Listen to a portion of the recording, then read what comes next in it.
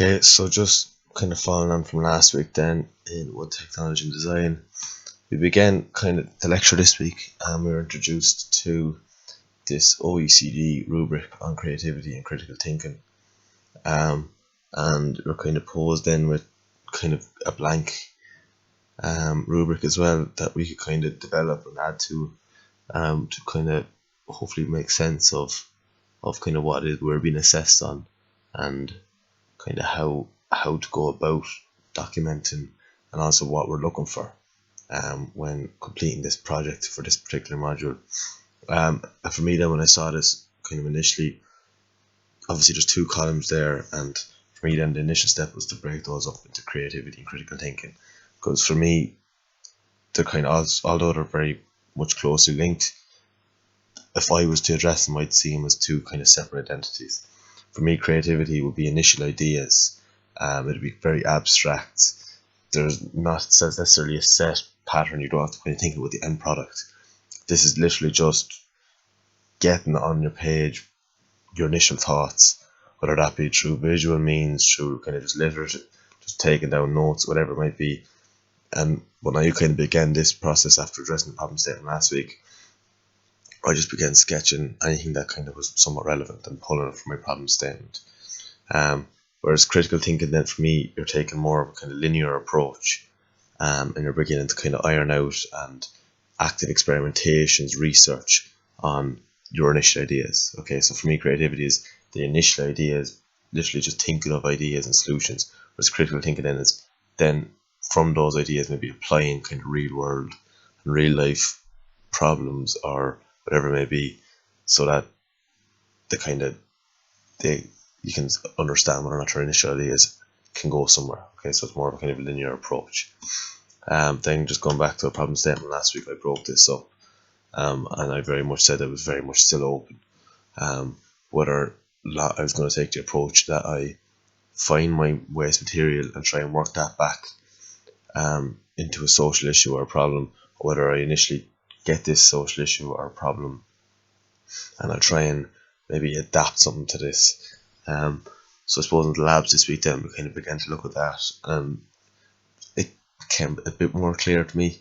Again, I'm not 100% set in stone and it's so early in the thing, but kind of for me, I identified something that was quite close to me personally with my family, and also kind of in my local community. So I began by just kind of looking at my mood board this week that's due for next week and just putting down things that are important to me. And obviously for me it'd be kind of music, it'd be family, it'd be a big one.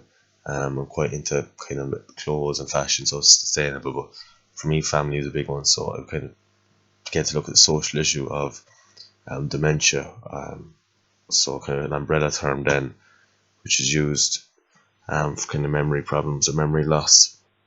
As you see here, 55,000 people in Ireland are currently living with dementia. Okay, obviously a large percentage of those are women, and also this kind of close link with Alzheimer's. Not necessarily elderly people, but it's obviously a very kind of a personal thing, but also it's very relevant and it's very evident. I'm sure everyone can kind of relate to it. So this is my initial issue. I began kind of taking out initial ideas on this and trying to work in artifacts that would meet the design brief, but that also would be an aid to someone living with dementia. As I said, it's still very early days, and I hope kind of going over the weekend and through next week, with my mood board and things like that, that it kind of might become a bit clearer to me. So also kind of just looking at my material choice and things like that.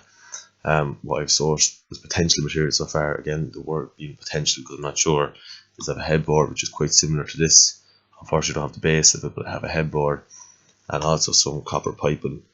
Copper pipe, again not wood, and it mightn't have any relevance to my project at all, but for me the aesthetic of copper and wood, when you combine them together, I think it's really nice. Also then just kind of moving on from what we did in the lecture, the kind of idea of the craft was a very big topic this week, and also then that kind of, we also brought up the idea that you could use hand skills over machine, again environmentally. So things like that is also kind of start to kind of strike something with me, and hope to kind of address that further as I go forward. But definitely this idea of craft and hand skills. For me, when I think of craft, I think of something kind of handmade or handcrafted. It's quite personal. It's quite a malleable process, and creative as well. It kind of all comes under this craft. That's what it means to me. So this idea of a hand skill, and maybe that I can incorporate more hand processing techniques into my end product, would definitely something that appeal to me. But that's just my kind of thoughts from week 2. As I said, we have the mood board coming up next week, which I started, and I'm hoping that I can kind of develop some of these ideas, and the mood board might maybe either refine some of my initial ideas, or else I could spark something new that I can kind of work from going forward.